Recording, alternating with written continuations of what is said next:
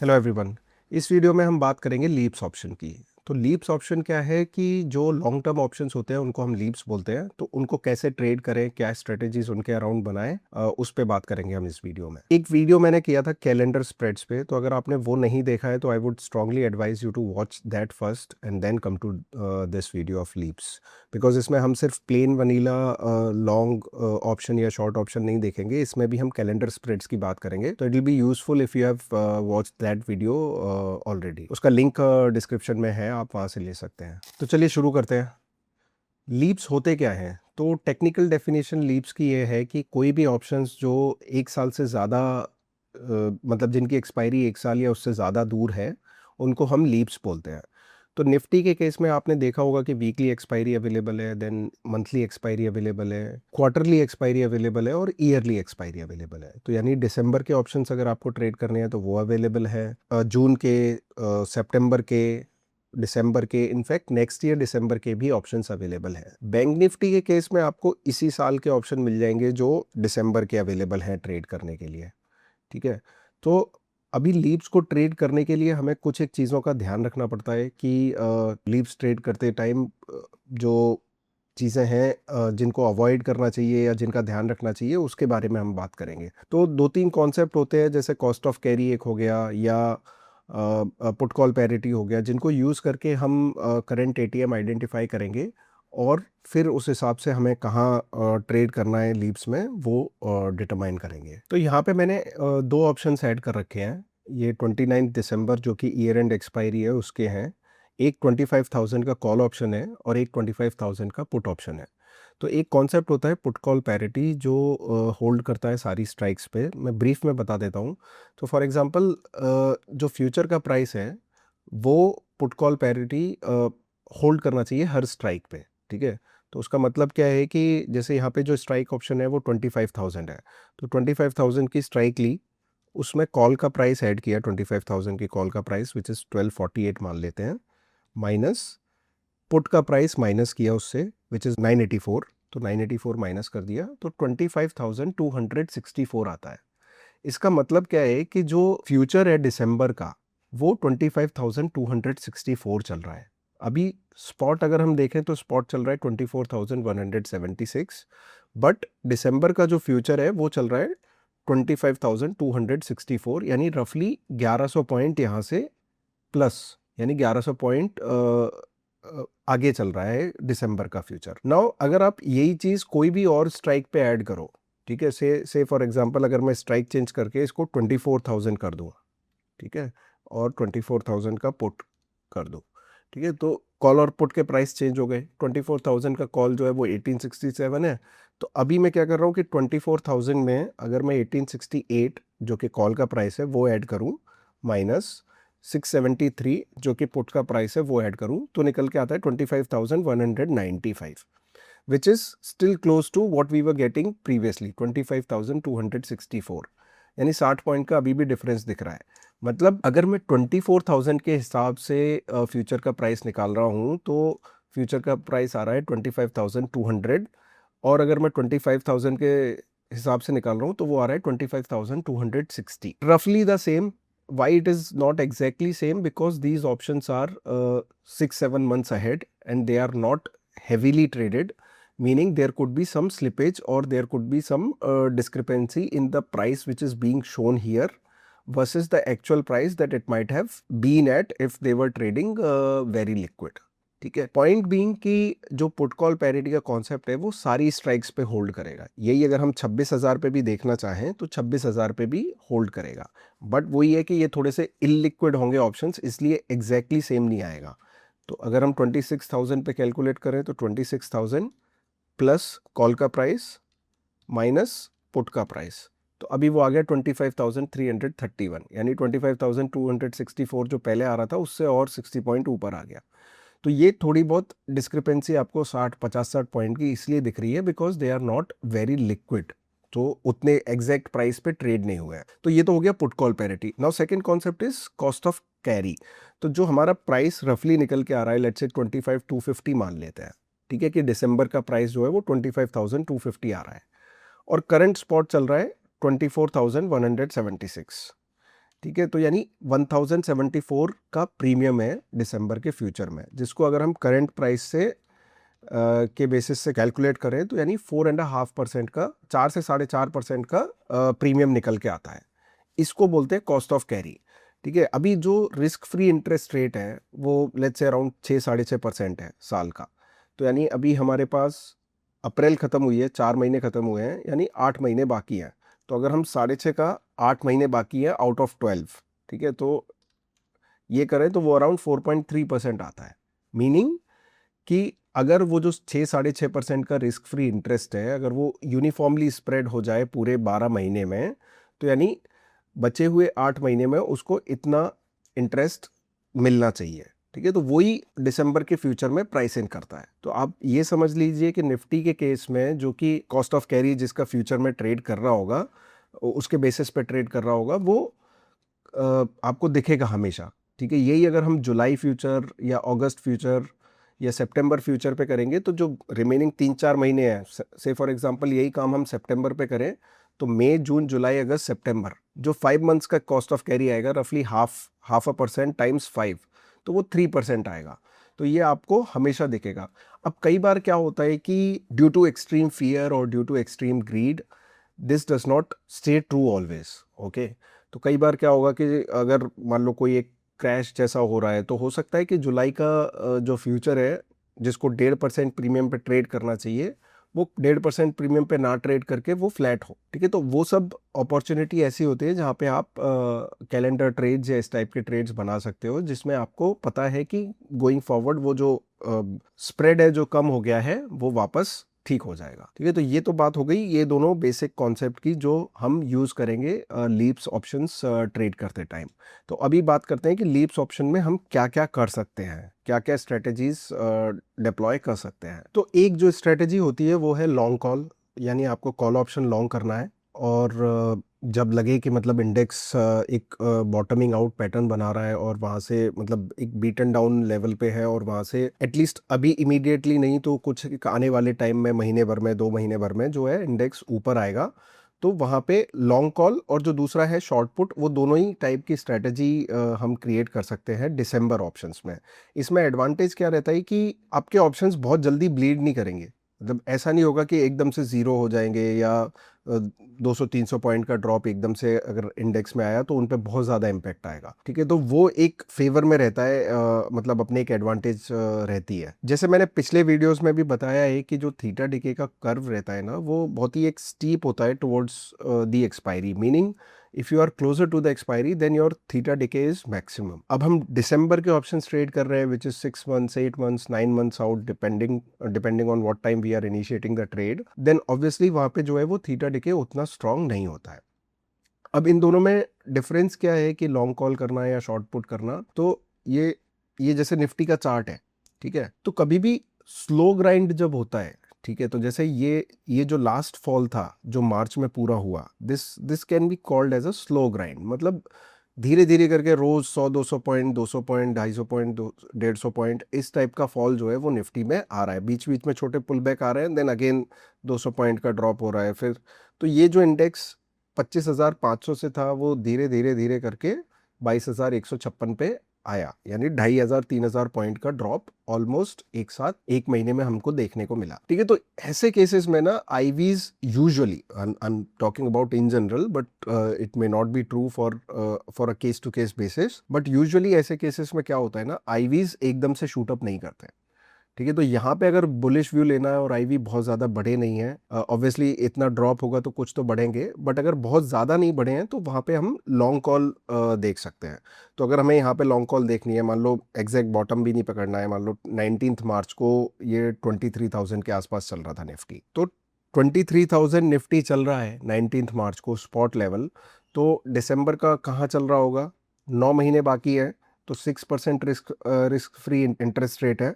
ठीक है, उसका 3/4 कर देते हैं, 9/12, तो वो आता है 4.5%। और 23,000 इंडेक्स चल रहा है, तो उसको अगर हम 4.5% उसका देखें तो वो 24,035 आता है। तो यानी जब इंडेक्स ड्रॉप हुआ मार्च में इतना 23,000 के आसपास, तब वहाँ पे दिसंबर का जो फ्यूचर चल रहा है वो 24,050 चल रहा है। मतलब लॉन्ग ऑप्शंस को अगर ट्रेड करना है तो यूजुअली थोड़ा सा इन द मनी रहना बेटर रहता है। तो आई वुड लुक एट 23,000 दिसंबर का कॉल ऑप्शन। ठीक है, ठीक है। तो ये 23,000 का दिसंबर का कॉल ऑप्शन है। 19 मार्च को उसका क्लोज था 2,000 के आसपास। ठीक है, अभी 23,000 वाला इंडेक्स नीचे में 22,000 तक भी गया, ऑलमोस्ट 1,000 पॉइंट का फर्दर डिप उसमें आया। तो ये जो 2,000 वाली कॉल थी वो नीचे गिरते गिरते अप्रैल एंड में 15,046 रह गई, मतलब 500 साढ़े 500 पॉइंट। एटीएम थी 50 डेल्टा था, तो रफली 400 साढ़े 400 पॉइंट वहां से वो कॉल गिरी। ठीक है, तो अब यही क्या है कि अगर आपने स्लाइट आईटीएम एक वीक वाली की होती तो वो ऑलमोस्ट जीरो हो जाती, या एक मंथ वाली की थी अगर स्लाइट आईटीएम, तो उसमें भी अच्छा खासा डिके हो जाता। But since we are trading December options, तो वो एक कंफर्ट रहता है कि एकदम से जीरो नहीं हो जाएगी। और आप लॉन्ग ऑप्शन से तो आपकी रिस्क डिफाइंड है कि जितना प्रीमियम पे किया है उतना ही हमने रिस्क लिया है। तो वो भी एक चीज़ है जो अपने एडवांटेज में रहते हैं हम, जिसकी वजह से। ठीक है, तो अभी वहाँ से जब इंडेक्स राइज होना शुरू हुआ तो ऑब्वियसली ये कॉल जो है जो 2,000 वाली है वो ऑलमोस्ट 3,000 तक आ गई, और अभी जो प्राइस है वो 2,800 के आसपास चल रहा है। तो एक ये बेसिक स्ट्रेटजी होती है जहाँ पे मतलब आपको लगता है कि लेट्स से इंडेक्स में 10 से 15% का करेक्शन आ गया है और स्लो करेक्शन है। ठीक है, और पहले भी ऐसा कुछ वैल्यूएशन कंसर्न नहीं है और इस टाइप की चीज़ें हैं, तो वहाँ पे हम लॉन्ग कॉल दिसंबर ऑप्शंस में इनिशिएट करके ट्रेड कर सकते हैं, शॉर्ट पुट। ठीक है, अभी इसमें और लॉन्ग कॉल में डिफरेंस क्या है कि मतलब obviously option buying versus selling वाला मेन डिफरेंस है। ठीक है, तो अभी वापस मैं निफ्टी का चार्ट अगर लगाऊं और यही हम पिछले साल की बात करें, जब निफ्टी यहाँ पे अराउंड 23,000 के आसपास चल रहा था। ठीक है, और ये ट्रेड टैरिफ वाले कुछ अनाउंसमेंट हो रहे थे वो टाइम पे। ठीक है, तो ऑलरेडी उसकी वजह से इंडेक्स गिरते गिरते गिरते गिरते 26 से 23,000 तक यहाँ पे आ गया था। ठीक है ना, स्लो ग्राउंड जिसको बोलते हैं। और उसके बाद ये एक वापस अच्छा खासा ड्रॉप एक दिन हुआ, ये 3-4% का। ठीक है, 23,000 का क्लोज और वहाँ से 21,700 का ओपन। इस वाले दिन पे मैं श्योर हूँ कि आईवीज जो है वो अच्छे खासे बड़े होंगे। ठीक है, और जब मैसिव ड्रॉप हो और आईवीज अच्छे खासे बड़े हों तब आपको इस टाइप के ट्रेड देखने हैं कि कैलेंडर्स ले लें जिसमें कि शॉर्ट मंथ का ऑप्शन शॉर्ट किया और नेक्स्ट मंथ के ऑप्शन लॉन्ग किए, प्रोवाइडेड जो आईवी एक्सपेंशन है वो across the term structure uniform नहीं है, मीनिंग आगे वाले आईवीज थोड़े से कम बड़े हैं। या फिर लॉन्ग टर्म ऑप्शंस को ट्रेड करने का सोचे, वहाँ पे पुट ऑप्शंस शॉर्ट करें। अब अगेन इसमें भी मतलब नोशनल एक्सपोजर देखना रहता है कि बहुत ज़्यादा एग्रेसिवली नहीं कर सकते अदरवाइज, क्योंकि अगर वहाँ से इंडेक्स और नीचे जाता गया तो आपको बड़ा हिट आएगा।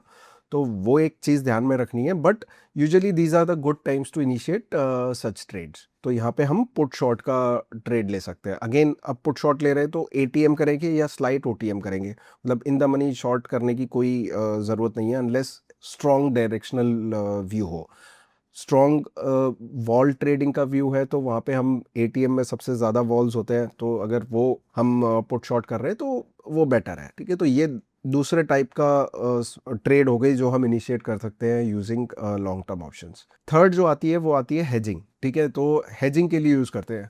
अब इसमें दिक्कत क्या है कि लोगों के जो पोर्टफोलियो होते हैं वो नॉट नेसेसरीली निफ्टी बेस्ड है या not necessarily large cap based है।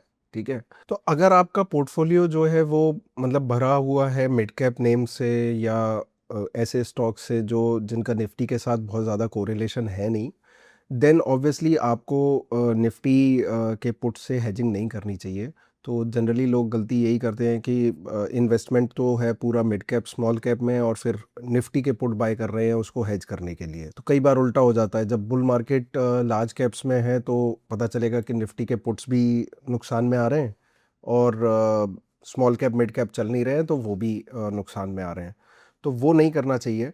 सेकंड मिस्टेक्स जो जनरली लोग करते हैं वो ये कि एक बड़ा फॉल आने के बाद उसको हेजिंग करते हैं। तो जैसे ये जो चार्ट है निफ्टी का, ठीक है, अभी सब अच्छा चल रहा है, बढ़िया चल रहा है, 26,200 पे निफ्टी है, 26,400 पे ऑल टाइम हाई लग रहा है, वहाँ पे कुछ नहीं कर रहे because it's all good right. अपना पोर्टफोलियो भी बढ़िया कर रहा है तो वहाँ पे कुछ नहीं कर रहे। लेकिन वहाँ से 10% 12% गिर गया, अब पैनिक हो गया।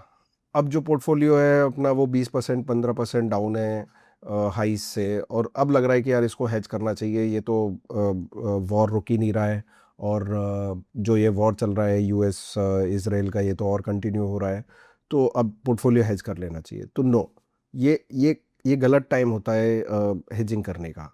तो जनरली यूफोरिया जब हो उस टाइम पे आप करें, बिकॉज आपका पोर्टफोलियो भी अच्छा कर रहा है और उस टाइम पे हेजिंग भी आपको थोड़ी सी रिलेटिवली सस्ती हो जाएगी, तो वहाँ पे हेजिंग करें। एक और काम क्या कर सकते हैं कि जो हम हेज कर रहे हैं, ठीक है, तो अभी मान लो निफ्टी 24,000 समथिंग चल रहा है, and all-time high is 26,000. All global markets are doing good. We have not performed for the last 2 years or so. तो let's say next 8 से 10 महीने में, या नेक्स्ट 10-11 महीने में, फॉर एग्जांपल नेक्स्ट मार्च की अगर हम बात करें, और यहाँ से निफ्टी ऑल टाइम हाई निकाल देता है और फिर वहाँ से और 8-10% ऊपर चला जाता है, तो समझो एक 28,000, 28,500 या इस टाइप का लेवल हमको दिखता है आने वाले टाइम में। लेट्स से यहाँ पे 27 मार्च के आसपास यहाँ पे हम कहीं 28, 28,500 पे अगर हम ट्रेड कर रहे हैं फॉर एग्जांपल, और आपका पोर्टफोलियो जो है वो बेस्ड है लार्ज कैप्स का या इस टाइप के स्टॉक्स जो निफ्टी से हाईली कोरिलेटेड है उनसे, तो that could be a point in time जहाँ पे आप हेजिंग करने का सोच सकते हो। तो वहाँ पे हेजिंग की जो स्ट्रेटजी है वो अपने को प्लेन ये नहीं करना है कि एक पुट लॉन्ग कर लिया, ठीक है, उसमें हम क्या कर सकते हैं, पुट स्प्रेड क्रिएट कर सकते हैं। तो अगर मैं दिसंबर की, अगले मार्च की बात कर रहा हूँ कि अगले मार्च को निफ्टी 28,000 आ जाए और वहाँ पे मैं स्ट्रेटजी डिप्लॉय करूँ, तो प्रोबेबली कुड बी कि 26,000 या 27,000 का जो कि एक ओटीएम पुट होगा दिसंबर का, वो लॉन्ग किया, और उसके सामने 23,000 या 24,000 का पुट ऑप्शन जो है वो बेच दिया, ठीक है। तो अभी अगर मुझे अभी करना होता, फॉर एग्जांपल वो सिनारियो अभी पैन आउट हो रहा है एंड दैट लेवल इज 24,000, तो वहाँ पे मैं अभी क्या कर सकता हूँ कि 24,000 करंट लेवल है, तो दिसंबर का फ्यूचर हो गया 25,000, तो मैं स्लाइट ओटीएम देखूँ तो फॉर एग्जांपल लेट्स से मेरे को यहाँ से 5% बाद का क्वेश्चन चाहिए या 10% बाद का क्वेश्चन चाहिए, ठीक है, तो 23,000 का दिसंबर का मैंने पुट ऑप्शन देखा, ठीक है, वो लॉन्ग किया, अब वो लॉन्ग हो रहा है 453 में। अब व्यू वहाँ पे ये होना चाहिए कि यार अगर मार्केट में क्रैश आता भी है, मान लो 5-7%, 10% का करेक्शन आता भी है, तो ऐसा तो नहीं है ना कि मार्केट नोज डाइव करके नीचे ही जाता जाएगा। तो वहाँ पे मैं अगर 21,000 का पुट ऑप्शन देखूँ, आई डोंट नो कितना चल रहा है, ठीक है, 200 रुपये तो वो भी चल रहा है, ठीक है, 21,000 का दिसंबर का पुट ऑप्शन। तो अगर मैंने ये 453 पे बाय किया और साइमल्टेनियसली ये 205 पे बेच भी दिया एक लॉट, यानी 1:1 का एक बेयर पुट स्प्रेड मैंने बना लिया, तो 200 रुपये में मेरी जो प्रोटेक्शन हो गई वो कहाँ तक हो गई, 21,000 तक हो गई। तो ये बेटर है रादर देन प्लेन पुट लेने से जो कि 453 पे है, बिकॉज ऐसा तो नहीं है कि मतलब करेक्ट होता जाएगा तो मार्केट 20%, 30% गिरता ही चला जाएगा। जो आई मीन जो क्रैशेस इस टाइप के होते हैं वो कुछ ना कुछ बड़ी इवेंट के बेसिस पे होते हैं, ठीक है। तो ये आपको डिसाइड करना है कि किस लेवल तक आपको प्रोटेक्शन चाहिए, नॉट नेसेसरीली 21,000, अगर मे बी 20,000 तक चाहिए कि भाई 20,000 आ सकता है, तो 20,000 का देख लो, 20,000 का भी 140 रुपया चल रहा है, ठीक है। तो और मार्जिन में बहुत ज़्यादा डिफरेंस नहीं आने वाला है, जो आपकी ट्रेड की मार्जिन रिक्वायरमेंट होगी उसमें बहुत ज़्यादा डिफरेंस नहीं आने वाला है, बिकॉज अगर मैं ये सिर्फ लॉन्ग करूँ 453 का, ठीक है, तो उसके लिए मार्जिन लग रही है 29,000 रुपये, और 10,000 रुपये लगा के मेरे को ये 140 रुपये का पुट बिक जा रहा है, तो यानी मेरी कॉस्ट जो है वो कम हो जा रही है। तो अपनी हेजिंग की कॉस्ट कम करने के लिए हम rather than trading long put we can do a bear put spread, ठीक है। और ये दिसंबर में करने का एडवांटेज ये होता है कि आपको बार बार चर्निंग नहीं करनी है, मतलब अभी मैं अगर वीकली में करूँ या मंथली में करूँ तो मेरे को बार बार चर्न करना है, राइट, तो वो आपको नहीं करना है। और since we are talking about December, then as I have explained it earlier, कि जो थीटा डिके है वो थोड़ा सा स्लोअर होता है, तो वहाँ पे भी अपने को एक एडवांटेज रहता है इसमें। और लास्ट जो मैं बात करने वाला हूँ कि लीव्स को कैसे ट्रेड करना है, वो है कैलेंडर स्प्रेड। तो इसमें आप कैलेंडर स्प्रेड इनिशिएट कर सकते हो, ठीक है। यूजुअली मैं ये पुट साइड पे करता हूँ कि ये पुट साइड के कैलेंडर स्प्रेड्स क्रिएट करता हूँ, बिकॉज थोड़े से आईवी एक्सपेंशन जब हो जाता है तो ऐसा रहता है कि मतलब जो शॉर्ट पुट है वो थोड़ा जल्दी यील्ड कर जाता है।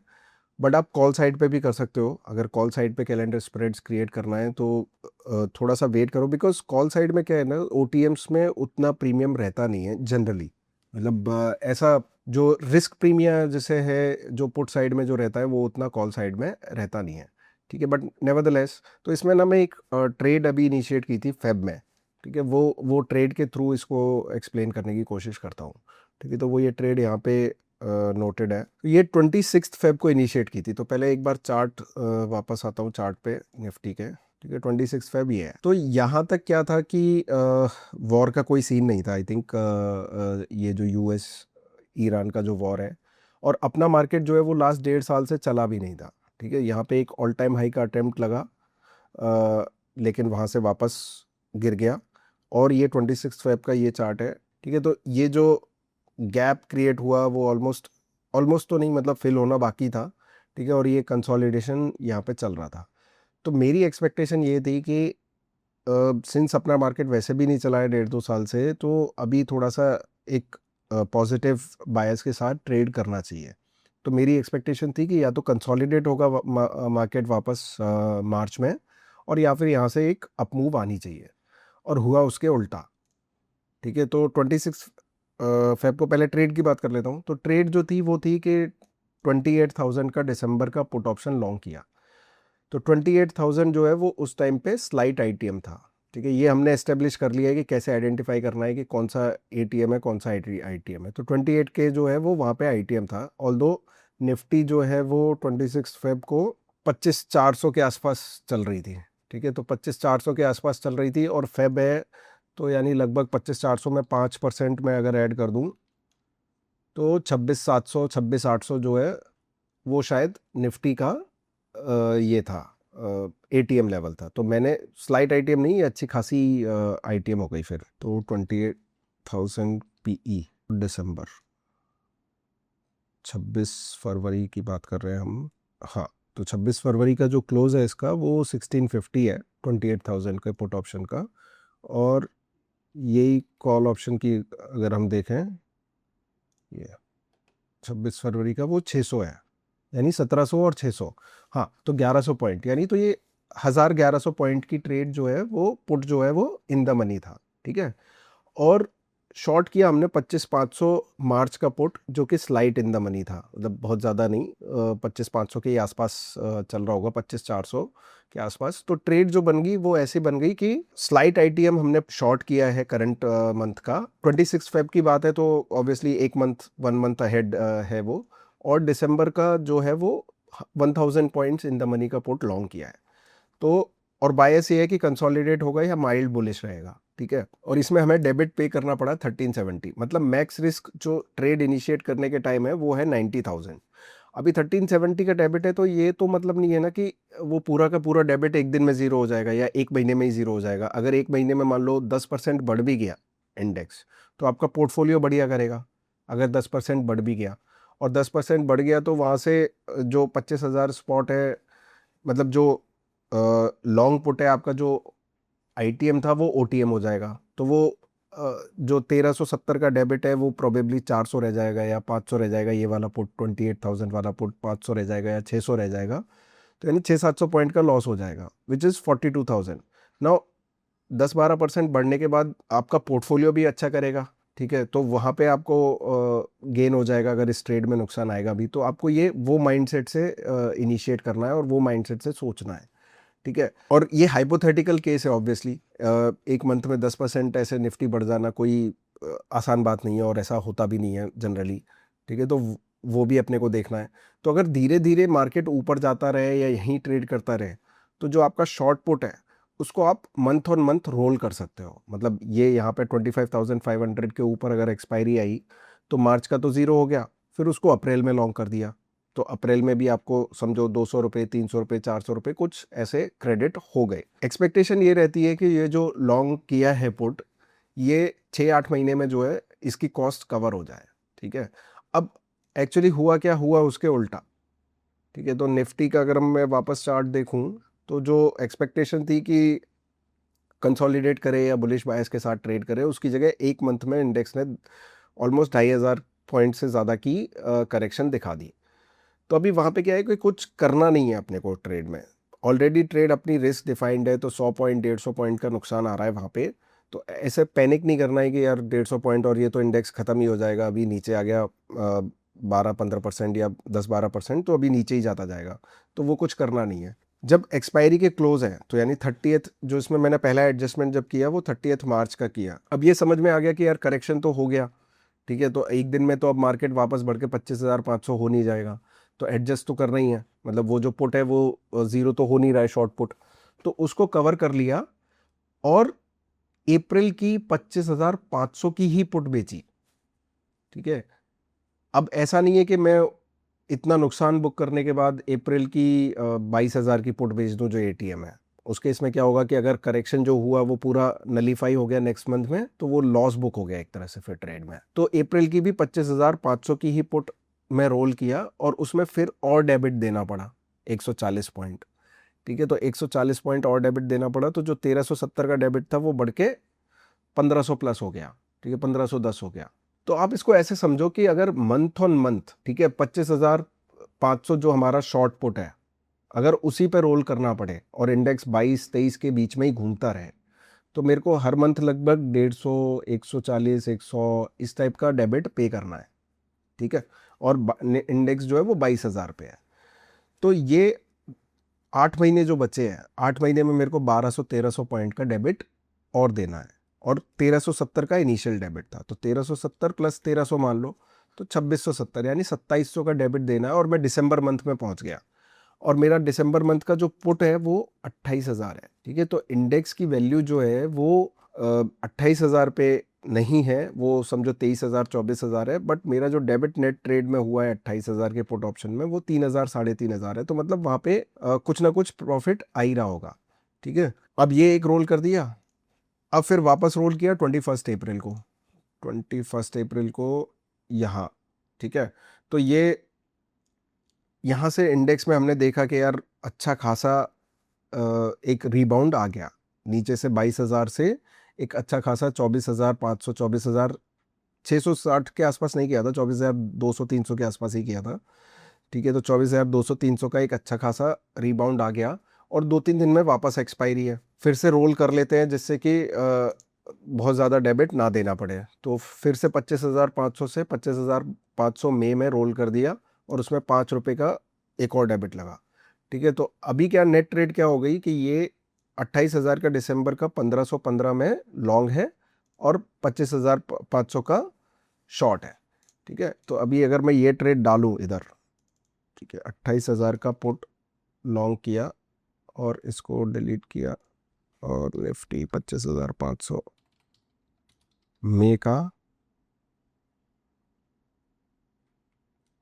पुट ऑप्शन शॉर्ट किया, 12 मई की नहीं, 26 मई की एक्सपायरी, तो अभी जो चल रहा है वो 2770 माइनस 1270, 1500 का ही डेबिट चल रहा है। तो इनिशियल जो डिप आया उसमें इस ट्रेड में ज़रूर लॉस आ रहा था, बिकॉज व्यू के एग्जैक्टली अपोजिट हो गई, बट वहाँ से जैसे ही रिकवरी आई तो जो अपना ट्रेड है वो नेट नेट अभी कॉस्ट पे है।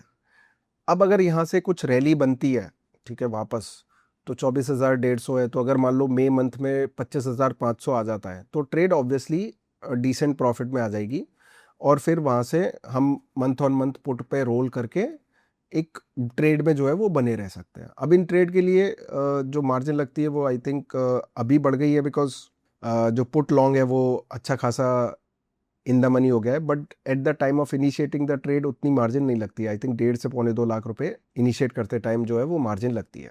तो आपका वही है कि उसमें नेक्स्ट 4 से 6 महीने में, 7 महीने में अगर वो पुट फ्री हो जाए मतलब उसकी जो कॉस्ट है वो हमारे शॉर्ट पुट से कवर हो जानी चाहिए, तो उस टाइप की ये ट्रेड रहती है जो हम कर सकते हैं, जिसको लीप्स कैलेंडर स्प्रेड बोलते हैं, ठीक है। तो आई थिंक यही यही है लीप्स, जो मतलब मैं ट्रेड करता हूँ, जिस हिसाब से मैं ट्रेड करता हूँ, या थिंकिंग रहती है कि इस हिसाब से लीप्स को ट्रेड करना चाहिए, आप यहाँ से इस हिसाब से ट्रेड कर सकते हैं, या और कुछ अपने तरीके आइडेंटिफाई कर सकते हैं कि और कैसे लीप्स को ट्रेड कर सकते हैं। I think that's all about leaps. आप कैलेंडर स्प्रेड वाला वीडियो जो है वो ज़रूर देखें, और उसका लिंक डिस्क्रिप्शन में है इस वीडियो के, ठीक है, तो उसमें क्या है आपको थोड़ी सी और क्लैरिटी आएगी कि कैलेंडर स्प्रेड्स में क्या चीज़ें ध्यान में रखनी चाहिए, तो वो हम लीप्स ट्रेड करते टाइम देख सकते हैं। That's about it, thank you so much.